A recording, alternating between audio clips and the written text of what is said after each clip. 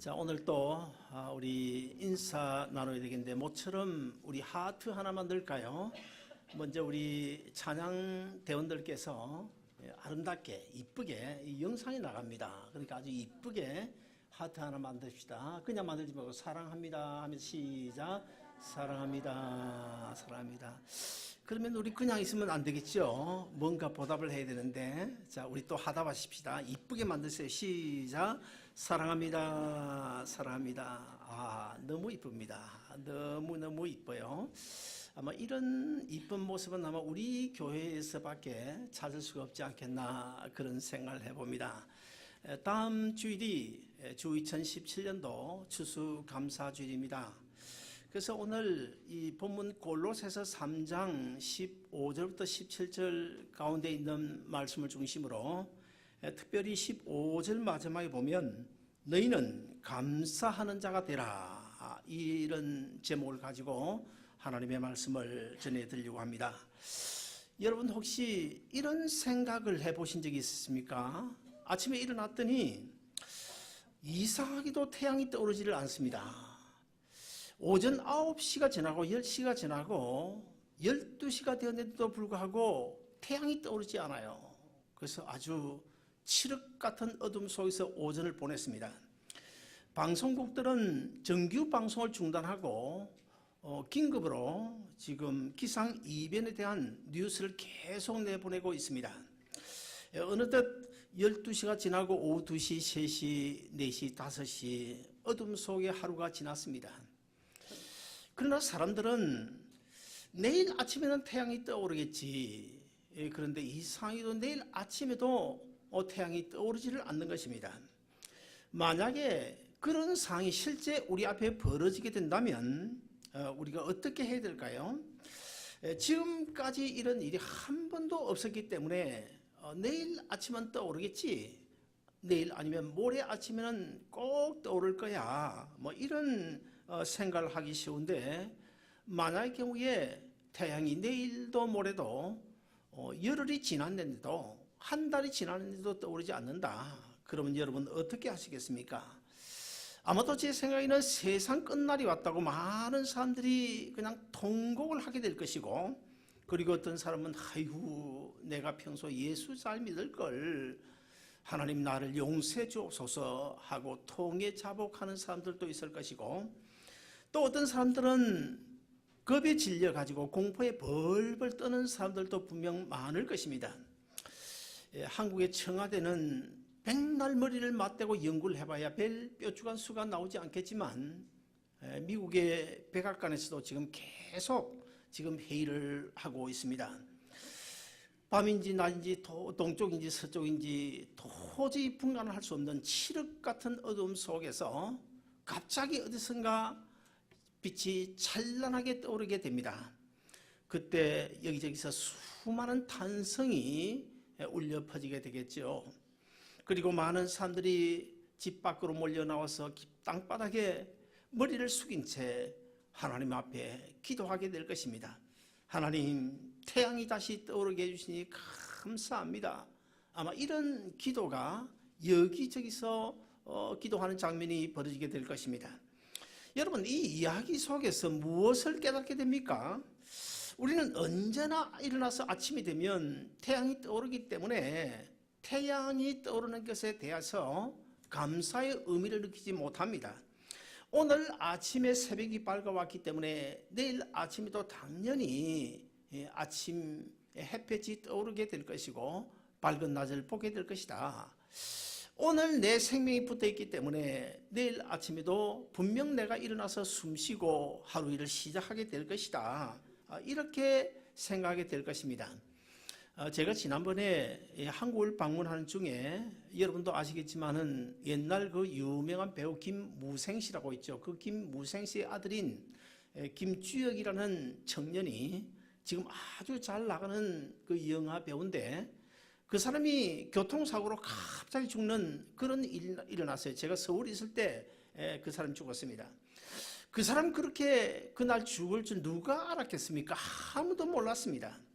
수년 전, 그러니까 수년 전은 아니고 좀 더 아마 오래된 것 같은데요, 훌러톤에 살고 있던 50대 초반에 어떤 남자분이 아침에 다운타운으로 출근하면서 아내와 아이들에게 정말 얼굴에 뽀뽀를 하고 참 반갑게 그렇게 인사를 잘 나누고 출근을 했습니다.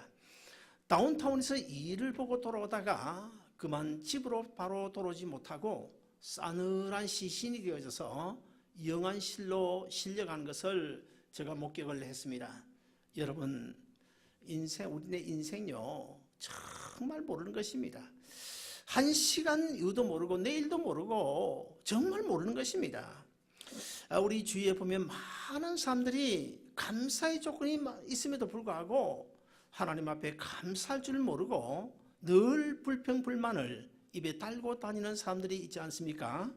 반면에 어떤 사람은 아무리 살펴봐도 감사할 조건이 없어요. 제가 볼 때는. 그럼에도 불구하고 입만 벌리면 하나님을 찬양하고 감사하는 그런 모습도 볼 수가 있습니다. 그러면 왜 어떤 사람은 감사할 형편이 아님에도 불구하고 하나님 앞에 감사하는데 어떤 사람은 감사의 조건이 많음에도 불구하고 하나님 앞에 감사하지 않고 살아가는 것일까? 그리고 또 어떻게 해야 우리가 감사의 사람이 될 수 있을까? 사도 바울은 오늘 본문을 통해서 그 비결을 우리에게 가르쳐 주고 있는데요. 첫째, 그리스도의 평강이 내 마음을 주장할 때 감사하게 됩니다. 우리 오늘 본문 15절을 같이 읽어 보시겠습니다. 다 같이 읽습니다. 시작. 그리스도의 평강이 너희 마음을 주장하게 하라. 평강을 위하여 너희가 한 몸으로 부르심을 받았나니 또한 너희는 감사하는 자가 되라. 지난 주간에 북한군 병사 한 사람이 총을 한 4-5군데 맞고도 판문점을 거쳐 남쪽으로 기순을 했습니다. 그런데 그 병사가 도대체 무엇을 먹고 어떻게 살았길래 수술을 하는데 몸 안에 그냥 기생충, 해충이 무려 크기가 24cm, 25cm나 되는 그런 기생충이 수십 마리가 가득 차 있다는 것입니다. 그런데 그 기생충이 혹시나 수술을 하다가 혈관에 침투하게 되면 큰일 나잖아요.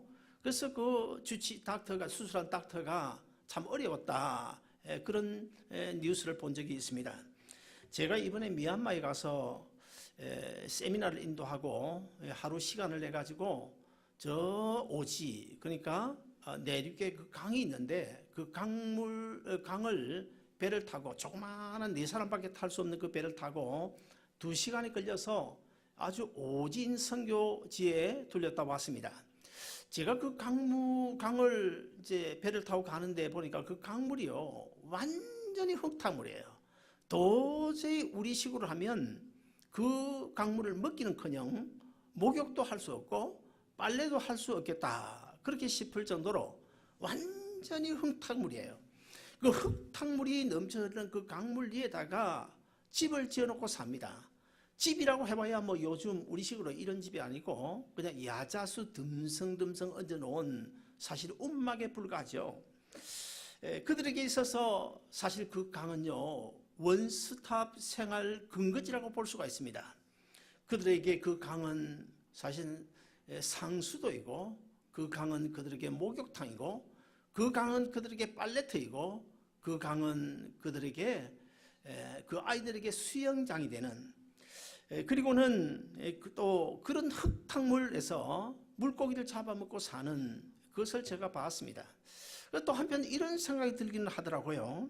모든 것이 원스톱이라서 어쩌면 편리할 수도 있겠구나.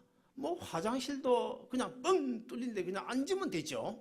빨래도 거기서 하죠. 뭐 물고기도 잡아먹죠. 목욕도 하죠. 뭐 물도 마시죠. 원스톱이라서 참 편리는 하겠다마는 그러나 내 한쪽 마음구석에 얼마나 안타깝고 얼마나 마음이 아팠는지 몰라요. 그럼에도 불구하고 그들의 눈빛을 보면 전혀 악기가 없습니다. 얼마나 순진해 보이는지 몰라요. 불평불만이 없어 보입니다.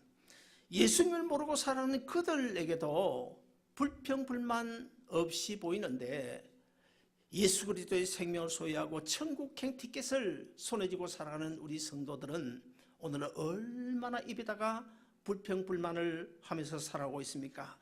사실 여러분 오늘 집에 가거든 다음 추수감사주일 되기 전에 한 주간 동안 하나하나 잠자리에 들거든 살펴보시길 바랍니다.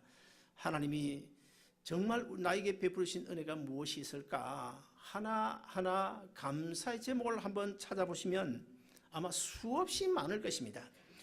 감사의 조건이 많음에도 불구하고 하나님께 감사하지 않는 이유가 무엇일까요? 왜 늘 불평불만하며 살아가는 것입니까? 그것은 끝이 없는 욕망에 사로잡혀 있기 때문입니다. 그런 끝이 없는 욕망을 누가 넣어주는 것입니까? 사탄 마귀가 넣어주는 것입니다. 사도 바울은 오늘 우리로 하여금 그리스도의 평강이 너희를 주장하게 하라고 말씀하고 있는데, 자, 이게 무슨 말일까요? 내 영혼을 지배하고 있는 욕망과 시기와 그런 질투심을 가져다 주는 사탄 마귀의 세력을 다 물리쳐버리고 내 마음속에 그리스도의 평강으로 충만하게 하라. 내 마음을 그리스도의 평강이 지배하게 하라. 그래야 우리가 하나님 앞에 감사하며 살아갈 수 있다는 것입니다. 사도 바울이 제수의 몸으로 배를 타고 로마로 압송되어져 가고 있습니다. 설상가상으로 유라굴라라고 하는 그 강풍이 휘몰아쳐 와서 그 배에 타고 있던 276명이 한꺼번에 다 죽게 생겼어요. 그런 상황 속에서 사도 바울이 어떻게 평강을 누리고 그런 상황 속에서 어떻게 하나님 앞에 감사의 찬양을 할 수 있었을까? 베드로가 착고에 채여 감옥에 갇혀 있습니다. 내일 아침이면 어쩌면 형장에 이슬로 사라질지도 모르는데 그런 상황 속에서 베드로가 어떻게 하나님을 찬양할 수 있었을까? 여러분 이해가 되십니까? 그 답이 무엇일까요? 어떻게 해서 그런 상황 속에 찬양할 수 있었을까요? 그리스도의 평강이 사도 바울의 마음 속에 베드로의 마음을 지배해서 그 순간만큼은 하늘나라를 경험하고 있었기 때문에 그들의 마음 속에 평강이 넘치고 그들이 하나님 앞에 감사할 수 있었던 것입니다. 사랑하는 여러분, 요한복음 14장 27절에 보면 우리가 잘 아는 말씀이 나오는데요. 평안을 너희에게 끼치노니 곧 나의 평안을 너희에게 주노라. 내가 너희에게 주는 것은 세상이 주는 것과 같이 아니하니라. 너희는 마음의 근심도 말고 두려워하지도 말라. 사랑하는 여러분, 하나님이 주시는 평강, 그 평강이 내 마음을 지배하게 해서 하나님 앞에 늘 입 벌려 감사하며 찬양하는 여러분 되시기를 주의 이름으로 축원드립니다. 둘째로 그리스도의 말씀이 내 마음속에 풍성해야 감사할 수 있다고 말씀하고 있는데 오늘 보면 16절도 같이 읽어보시겠습니다. 다 같이 읽습니다. 시작. 그리스도의 말씀이 너희 속에 풍성히 거하여 모든 지혜로 피차 가르치며 건면하고 시와 찬미와 신령한 노래를 부르며 마음의 감사함으로 하나님을 찬양하고. 자, 여러분 여기 말씀에 보시면 그리스도의 말씀이 어디에 있어야 된다고 말하고 있습니까? 우리 마음속에 풍성히 거해야 된다. 여기 거한다는 말은 편안하게 자리 잡는다 그 말입니다. 하나님의 말씀이 내 안에 평안하게 자리를 잡는다, 그런 뜻입니다. 말씀이 내 안에 편안하게 자리 잡는다 무슨 뜻일까요? 바로 말씀으로 충만한 삶을 의미하고 말씀이 내 인생의 주인이 되고 말씀이 나를 이끌어가는 삶을 이야기하고 있습니다. 사랑하는 여러분, 하나님의 말씀이 뭡니까? 하나님의 말씀은 길이요 진리요 생명입니다. 하나님의 말씀은 바로 주님 자신이십니다. 그래서 우주 만물을 창조하신 예수님으로 내 안에 가득 차게 되면 어떻게 불평할 수 있나요? 어떻게 불만하며 살아갈 수 있나요? 하나님 앞에 감사할 수밖에 없는 것입니다. 사랑하는 여러분, 내가 내 인생을 바라보는 데는 두 가지 방법이 있습니다. 첫째는 주어진 삶의 환경 여건을 통하여 육신의 눈을 가지고 내 인생을 바라보는 것입니다. 여러분, 또 다른 하나는 십자가에 못 박히신 예수님의 그 팔과 손과 발목에 못 박힌 그 못자국 난 그 구멍을 통하여, 목구멍을 통하여 내 인생을 바라보는 방법도 있습니다. 내 어렵고 힘든 삶의 행편을 통해 육신으로 바라보면 무거운 짐이 그냥 짓누르고 있는 그 내 인생 고달플 수밖에 없어요. 불평할 수밖에 없습니다. 절대로 하나님 앞에 감사할 수가 없는 것입니다. 그러나 주님의 손에 못 박힌 그 못자국 난 그 목구멍을 통해서 내 인생을 바라보면 희망이 보입니다. 나와 함께 계신 임마누엘 하나님이 보이고 나를 돕고 계시는 에벤네셀 하나님도 보입니다. 불평이 사라지고 감사가 나올 수밖에 없는 것입니다. 여러분 혹시요, 주님과 나 사이 거리가 어느 정도 된다고 보십니까? 한 1마일 정도 될까요? 아니면 한 5마일요? 물론 아마 각자 나름대로 주님과 나 사이 거리는 다를 것입니다. 어떤 분은 한 1m 정도 되는 분도 있을 것이고, 어떤 분은 한 100m, 어떤 분은 1마일, 어떤 분은 5마일. 그것도 아니면 보일 듯이 보이지 않고 잡힐 듯이 잡히지 않는, 너무 멀어서 가물가물 희미한 그런 사이일 수도 있고요. 그것도 아니면 가깝고도 먼 당신 사이일 수도 있습니다. 여러분, 하나님과 나와의 거리가 어느 정도 되는지 그거 궁금하지 않습니까? 하나님과 나 사이 거리가 어느 정도인지를 알기 위해서는 판단 기준이 있는데요. 그것은 바로 말씀과 나와의 거리가 주님과 나와의 거리라고 보면 틀림이 없습니다. 얼마나 말씀을 가까이 하느냐, 말씀 가까이 하는 만큼 주님과 나 사이의 거리라고 볼 수가 있는 것입니다. 왜 그렇습니까? 말씀이 곧 주님 자신이기 때문입니다. 말씀이 하나님의 능력이고 말씀을 소중히 여기는 그 마음이 바로 주님을 모신 나의 마음입니다. 이제 여러분 모두의 심령 속에 하나님의 말씀이 풍성하게 자리를 잡아서 구원의 감격과 감사가 넘쳐 여러분 남은 인생길이 하나님 주신 은혜로 충만하시기를 주의 이름으로 축원드립니다. 마지막 세 번째로 그리스도의 이름을 힘입어야 감사의 사람이 될 수 있다고 말씀하고 있는데, 오늘 본문 17절도 우리가 같이 읽어보시겠습니다. 다 같이 읽습니다. 시작. 또 무엇을 하든지 말이나 일이나 다 주 예수의 이름으로 하고 그를 힘입어 하나님 아버지께 감사하라. 여러분, 하나님께서 우리에게 주신 선물이 너무너무 많죠. 사실 따져보면 모든 것이 하나님이 우리에게 주신 선물입니다. 그 많은 선물들 가운데서 가장 큰 선물이 뭘까요? 그것은 바로 예수 그리스도라는 이름입니다. 왜 그렇습니까? 예수 그리스도의 이름이 우리를 죄에서 구원했고, 예수의 이름으로 기도할 때 기도 응답이 오고, 예수의 이름으로 마귀가 쫓겨나고, 예수의 능력으로 우리같이 이 죄악 세상을 힘있게 살아갈 수 있기 때문입니다. 그러나 우리가 한 가지 생각해야 될 것은 예수의 이름은 권세가 있기 때문에 예수의 이름을 우리가 조심스럽게 사용해야 된다는 거예요. 다른 사람을 축복할 때는 예수의 이름을 마음껏 사용해야 되지만은 예수의 이름으로 절대로 다른 사람을 저주해서는 안 된다는 것입니다. 옛날에 제가 누군가를 저주한 적이 있습니다. 얼마나 나를 괴롭히고 얼마나 나를 억울하게 만들었는지요. 그래서 지금 생각해보면 그때 두 가지 정말 하나님 앞에 큰 죄를 지었구나, 그런 생각을 합니다. 언젠가 제가 이야기했잖아요. 너무너무 나를 괴롭히고 너무너무 나를 힘든 저 사람 너무 미워서 그냥 잠이 오지 않는 거예요. 그래서 제가 어느 날, 지금 이제 소설이 한 400페이지짜리 소설이 완성됐지만은 아직 책을 출판하지 못하고 있는 제 아내가 그때 소설을 쓰고 있었어요.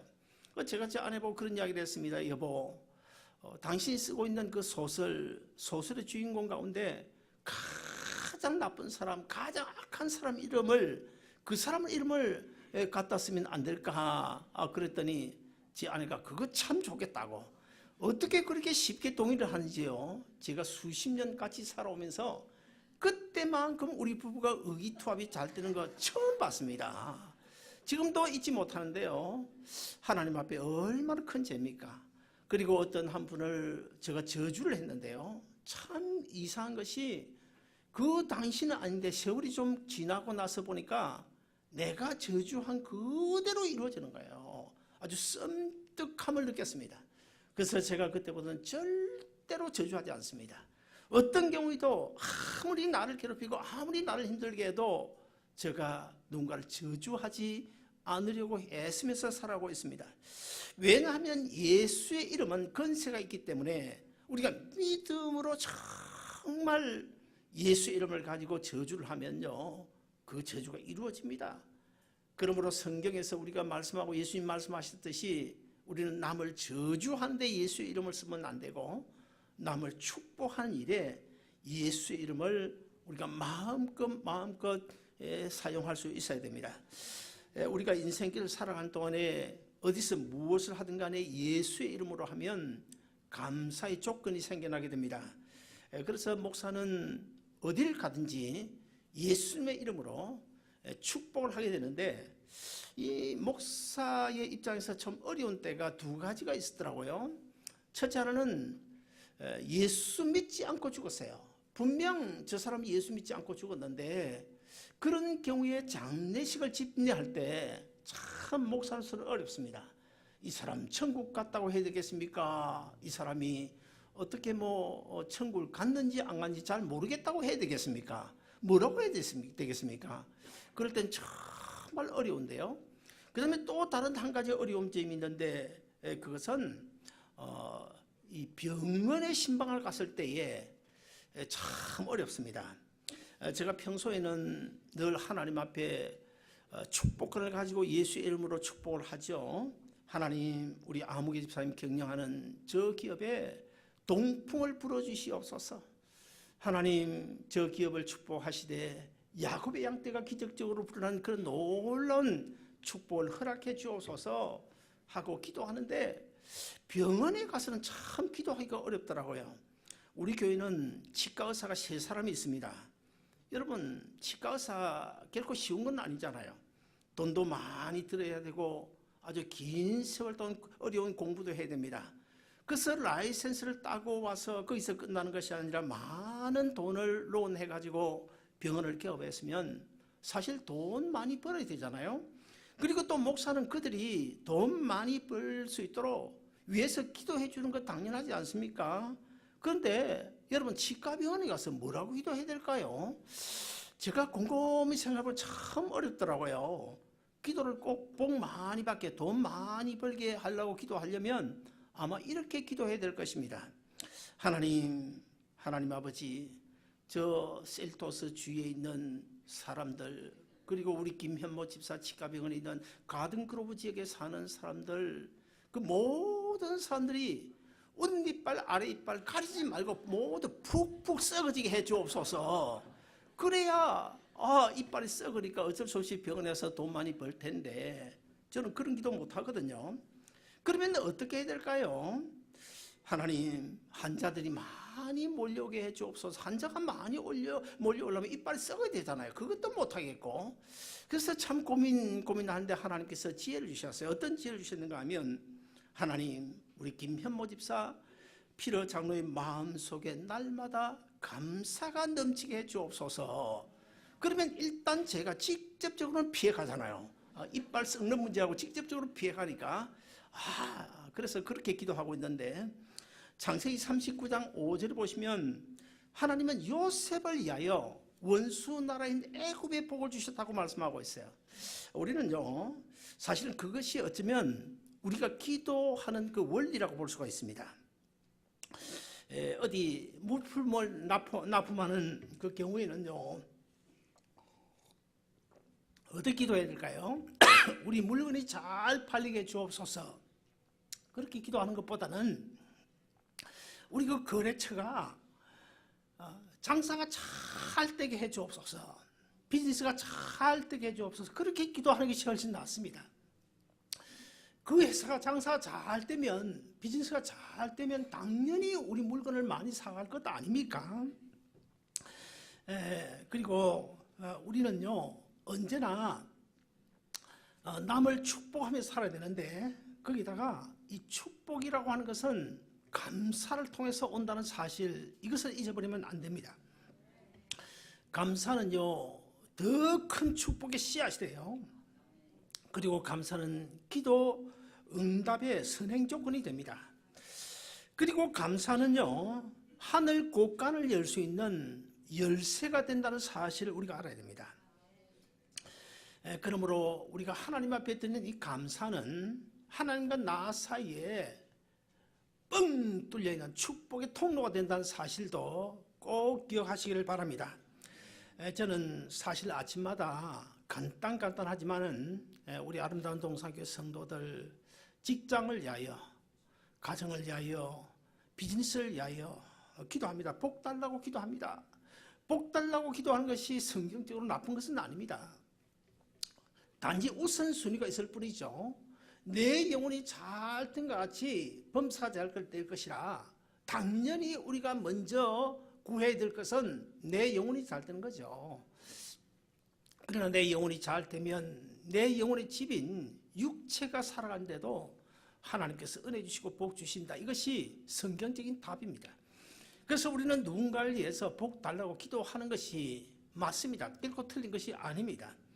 그러나 솔직하게 말해서 1년 12달 52주 일이 있는데 단 한 번도 하나님 앞에 감사하고 싶은 마음이 생기지 않는다. 그러면 그 마음을 하나님께서 다 알고 계시지 않습니까? 그 마음을 다 알고 계시는데 어떻게 하나님께서 그 가정에 복을 주시겠어요? 사랑하는 여러분, 감사하는 가정에 마귀가 절대 역사하지 않습니다. 감사하는 곳에 심령천국이 되고요. 감사하는 그곳에 하나님의 에벤네셀 축복이 넘치게 되고, 감사하는 그곳에 늘 하나님이 함께 하신다는 사실을 꼭 기억하고, 주 2017년 주 감사주일을 맞이하여 여러분 모두가 하나님 앞에 감사의 조건을 찾아서 감사하고, 그래서 하나님과 나의 축복의 통로가 열리고 여러분의 남은 인생길이 하나님의 은혜와 축복으로 풍성하게 받는 가운데 행복한 여러분의 인생이 되시기를 주의 이름으로 축원드립니다.